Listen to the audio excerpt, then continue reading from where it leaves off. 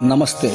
ఈనాటి నా మంచి మాట, క్రూరముగా మారు మనుజుండు కోపమునను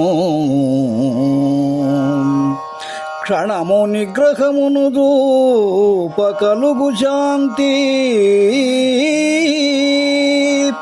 కోపమే గద అత్యంత పాపగుణము, మరచిపోబోకుమెప్పుడు నా మంచి మాట.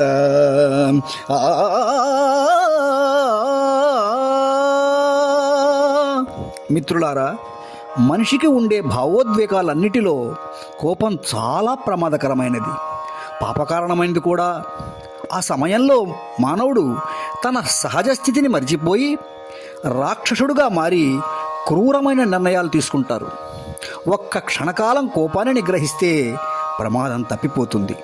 ఇలా ఎవరైతే కోపాన్ని నిగ్రహిస్తారో వారే మంచివారుగా నిలిచిపోతారు. అందుకే ఉత్తములకు కోపం ఒక్క క్షణం మాత్రమే ఉంటుందంటారు పెద్దలు.